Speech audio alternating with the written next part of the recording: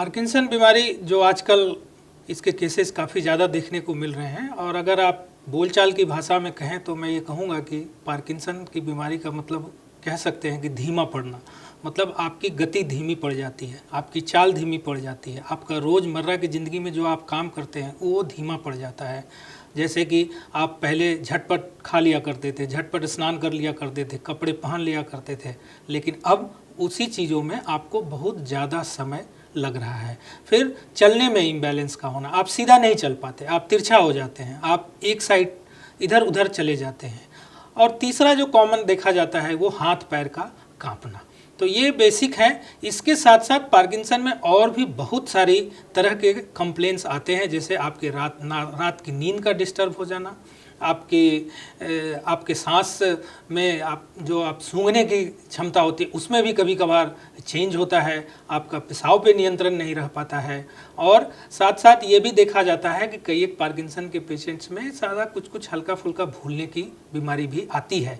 ये इसके बहुत सारे प्रकार होते हैं, लेकिन ये कॉमन है। लेकिन अगर सबसे मुझसे पूछें तो मैं ये कहूँगा कि कॉमनली जो देखा जाता है हाथ पैर का कांपना, आवाज़ का कांपना और आपका चाल धीमी पड़ जाना और चलने में इम्बैलेंस होना।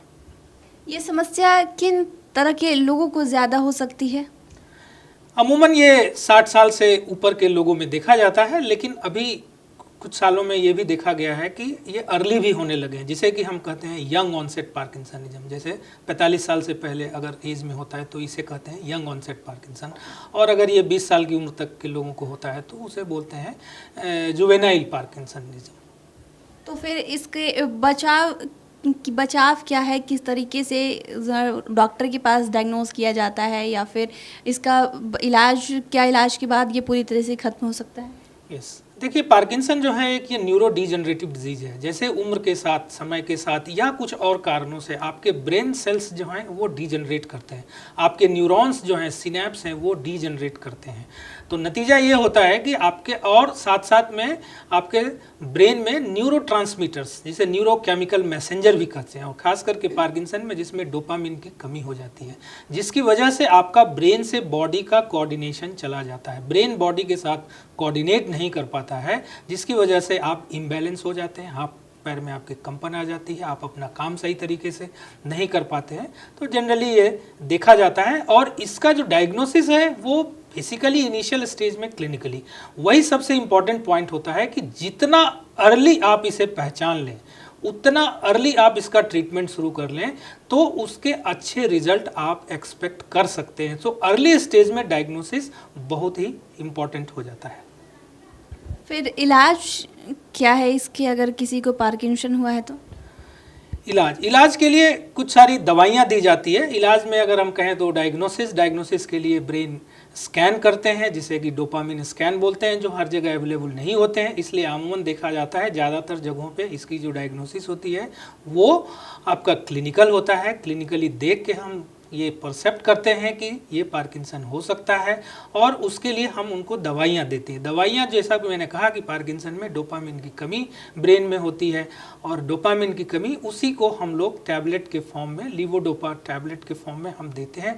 और भी बहुत सारी दवाइयाँ हैं जो हम देते हैं, और अमूमन देखा जाता है जो क्लासिकल पार्किंसंस डिजीज होते हैं जो उसमें इसमें सुधार होता है, और वो भी एक डायग्नोस्टिक क्राइटेरिया है। अगर आपने लीवोडोपा को रिप्लेस किया टैबलेट फॉर्म में और पेशेंट में इंप्रूवमेंट आया, दैट ऑल्सो मीन्स कि आपको पार्किंसन डिजीज है। तो आप ये ना समझें कि ये लाइलाज है, बीमारी है, जरूरत है अर्ली पहचानने की, अर्ली रिकॉग्नाइज करने की, एंड अर्ली स्टेज में।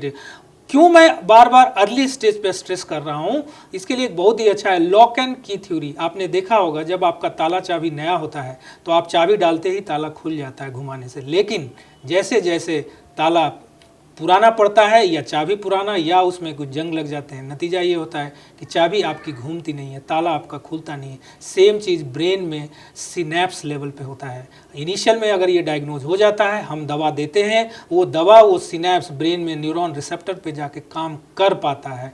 लेकिन अगर आप डिले करते हैं, इनिशियल यहाँ वहाँ रह जाते हैं, नतीजा ये होता है कि वही सिनेप्स, वही रिसेप्टर एक भोथरा हो जाता है, आप ये कहें तो जंग लग जाता है, और वो डिजनरेट कर जाता है, जाता है और फिर से वही दवाई उस रिसेप्टर पे असर नहीं करती और आपको वो रिजल्ट नहीं मिलता जो हमारी एक्सपेक्टेशन होती है। इसलिए मैं बार बार कहूँगा, early diagnosis and early start of treatment is the best thing for Parkinson.